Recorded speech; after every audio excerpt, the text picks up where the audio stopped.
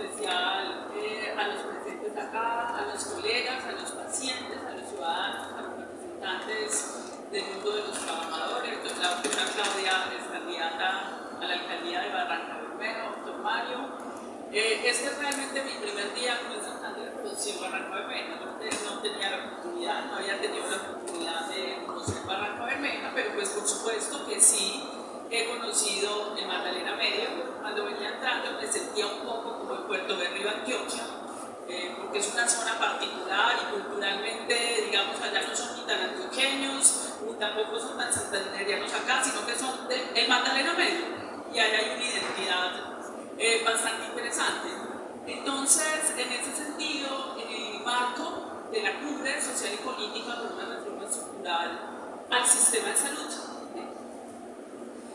la cumbre social y política es una supraorganización, por decirlo así, que aglutina diversas organizaciones de la sociedad civil, del mundo de lo médico, del mundo del sindicalismo, del mundo científico, académico.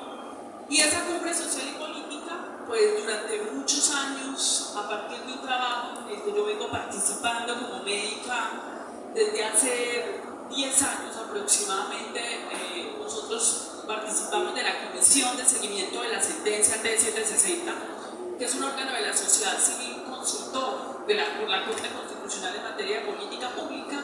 Pues más o menos hace 10 años venimos trabajando una propuesta alternativa de reforma a la salud para Colombia, que fue la base inicial de lo que hoy se discute en el Congreso de la República. ¿Y por qué dijimos nos tenemos que poner a trabajar en esta propuesta? Porque el sistema viene mal desde hace mucho tiempo y es un problema que es un problema de diseño institucional estructural. O sea, el problema del sistema de salud es estructural.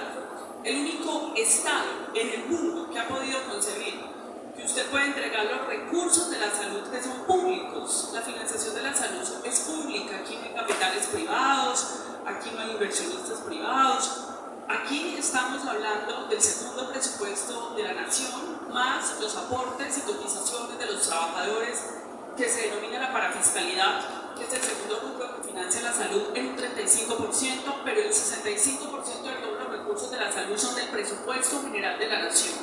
Los impuestos de los colombianos en un 65% es la financiación de los colombianos y de los trabajadores, o sea, todo es público. Y el único Estado que pudo haber concebido que esto fuera manejado por 157 organizaciones particulares, es decir, un sistema de salud manejado por 157 organizaciones, eso no ocurre en ningún lugar del mundo. Eso no es ningún aseguramiento, que fue lo que le dijeron al país, que es que íbamos a crear unos intermediarios públicos y privados, muchos de ellos cooptados por las clientelas políticas regionales, otros que terminaron siendo de los grandes grupos empresariales de este país. Ahí estamos hablando de Sura, estamos hablando de Sanitas, pero otros de esos intermediarios están capturados por las clientelas políticas de este país. Por eso me parece tan extraño que digan, doctora Corcho, es que ustedes están proponiendo es que gobernadores y alcaldes manejen los recursos de la salud. Eso no es verdad, nosotros no estamos proponiendo eso, pero además hoy, a través de varias EPS del régimen subsidiado, gobernadores y alcaldes, y no solamente eso, clientelas políticas sí manejan millonarios recursos públicos de la salud a lo largo y ancho del territorio nacional. Entonces eso no existe en ningún lugar del mundo. El Estado perdió el control de esos recursos, que el año pasado fueron alrededor de 82 lo que decía el diseño ahorita, billones de pesos de recursos públicos de los colombianos que rodaron sin control. Recientemente, en una nota del periódico El Colombiano de mi tierra antioqueña, intentaron impugnar la afirmación que yo hago de que ruedan sin control y decían que yo estaba mintiendo y desinformando, pero con la información que mostraron terminaron dándome la razón, porque ellos dicen es que estos recursos los controla la Contraloría General de la República y sacan los informes de la Contraloría, y cuando vamos a ver los informes de la Contraloría, las EPS y el sistema de salud manejaron en 5 años más de 270 billones de pesos, y la Contraloría hizo auditoría por 24.000 millones, de 270 billones de pesos. Es decir, los recursos, vuelvo y lo repito, han rodado sin control.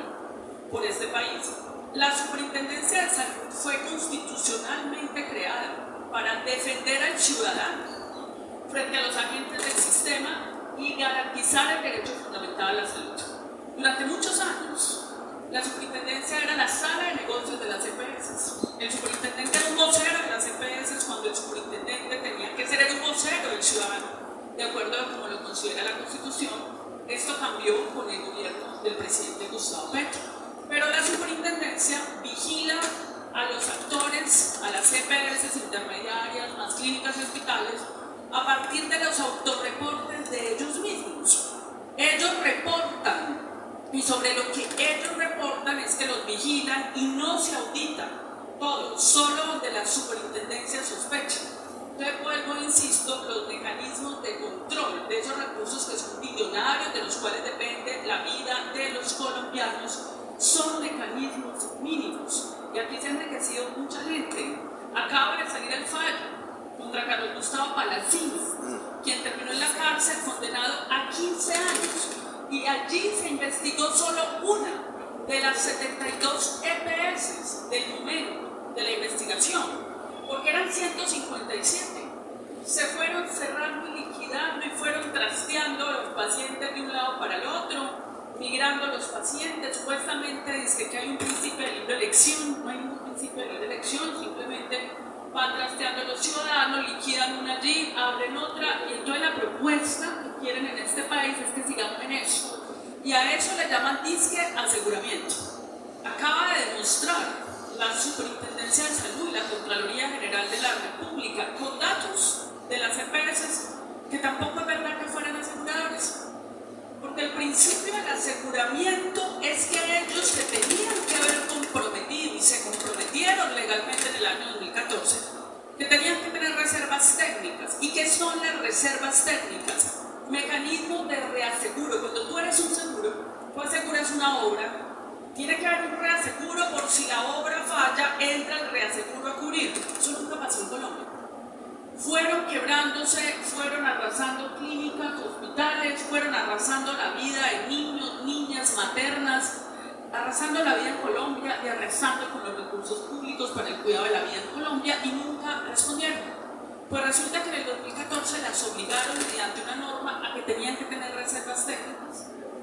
Y ahorita fueron y presentaron los estados financieros y resulta que 12.4 billones de pesos que aparecen en los estados financieros de las propias EPS, donde esos recursos deberían estar en bancos o invertidos en activos líquidos, dando rendimientos para poder respaldar las deudas del sistema, pues resulta que estaban en los estados financieros, pero no existen, no están en los bancos, la plata no está. No hay 12.4 billones de pesos que dijeron ellos en los estados financieros que tenían que estar en los bancos. Pues entonces eso lo corroboró la Contraloría General de la República. Y dijeron que mentía el Contralor.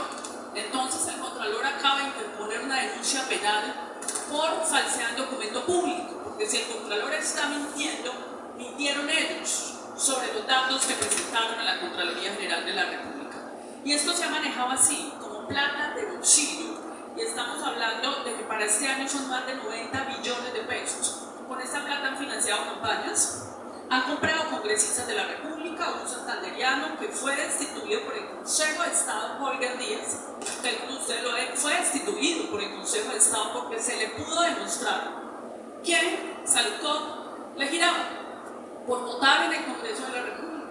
Ese es el que sabemos, pero lo mayor es lo que no sabemos. Es decir, Salucó y el fallo que los jueces de la República acaban de ratificar contra Gustavo Palacino es lo que sabemos, pero la mayoría de lo que pasó aquí no lo sabemos. Y aquí en Colombia hubo 1.400.000 muertes evitables entre 1998 y 2010, de acuerdo al instituto. Estas son cifras del Instituto Nacional de Salud, dirigido en esa época no por el gobierno de Gustavo Petro. ¿Quiénes eran? Los gobiernos que manejaban el Instituto Nacional, los de hoy, los que hoy se oponen a la reforma, eran los que dirigían el Instituto Nacional de Salud, y ellos mismos dieron esa cifra, 1.400.000 muertes evitables.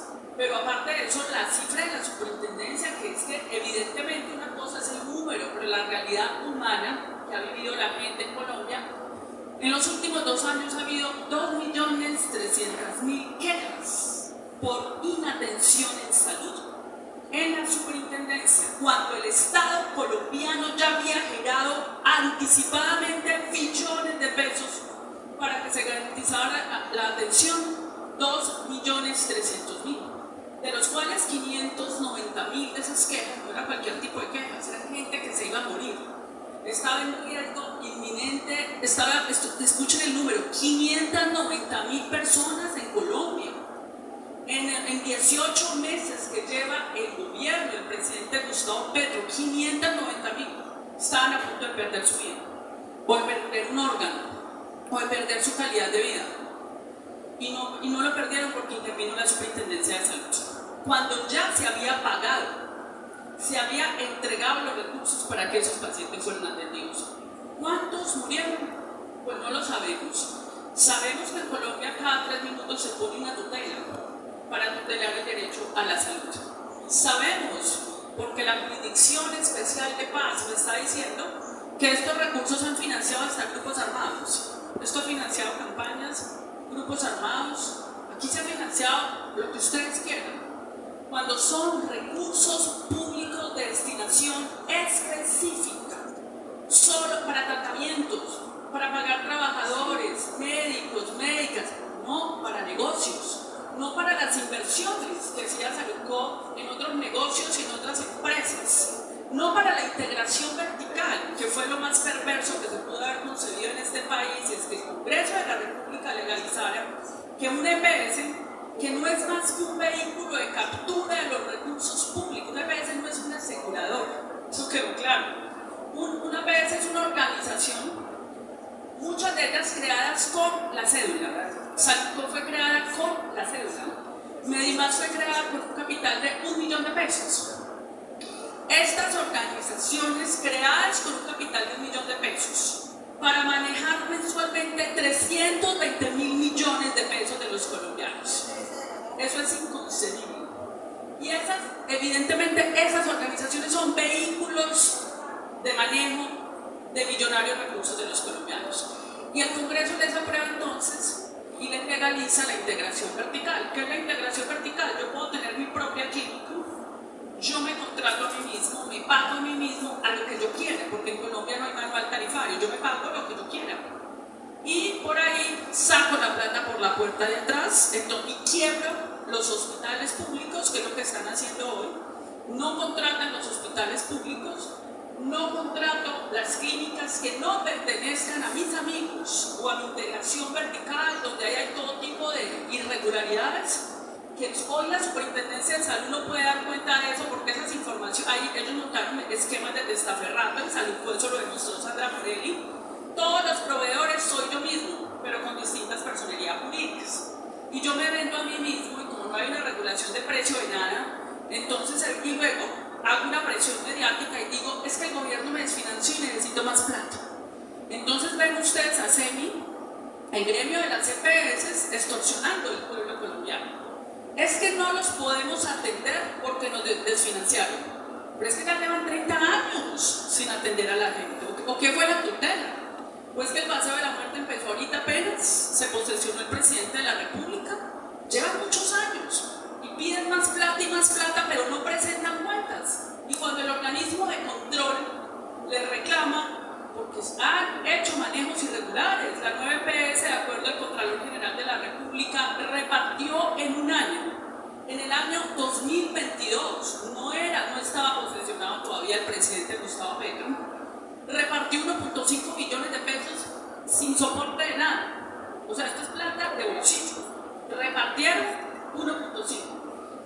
Saludco se robó, ese es el número de oro. Saludco se robó 1.5 billones, que fue lo que se robó, y eso es cosa juzgada, y nadie, todos los jueces de la República ya entendieron, y esa plata se perdió para siempre. Y para resolverlo de Saludco, abrieron Medimás, y Medimás lo abrieron con un capital de $1 millón de pesos. Y la abrieron además capitalizando a Café Salud, que es una empresa privada con 200.000 millones de pesos de los colombianos. Es decir, vuelva a ser rico, haga negocios sin poner un peso, todo es con la plata de los colombianos. Y Medimás era la solución a Salud, ya está liquidada y ya también está investigada porque parece ser que se robó también otros 1.5 billones. Y la Contraloría ya tiene esa apertura de investigación, entonces esto es billonario, o sea, lo que no se sabía en este país, porque evidentemente estábamos sumergidos en la discusión de la guerra, en la discusión de la paz, en otro tipo de discusiones que no permitían que nos pudiéramos adentrar en lo que estaba pasando con un tema que es elemental y básico, porque yo estoy hablando aquí de la vida. Estoy hablando de que si no hay vida, no hay ningún otro derecho posible en este país, ni los derechos civiles, ni políticos, ni ambientales, no son posibles si no hay derecho a la salud y a la vida. Es lo básico y elemental que un Estado de Derecho tiene que garantizar. Pero resulta que los colombianos sí pagamos los impuestos, y resulta que la plata sí la tenemos, pero se esfuma. Se esfuma. Pero entonces, ¿qué hizo el Estado en ese diseño estructural? Muchos decían, es que la ley 100 fue bien concebida y mal implementada. No, la ley 100 fue mal concebida. ¿Qué Estado se le puede ocurrir repartir todo ese platal entre 157 organizaciones, creadas muchas con la cédula, otras? Esto es un pacto entre una tecnocracia neoliberal cuyo pensamiento es que el mercado supuestamente capitalista, porque ellos dicen que entre ellos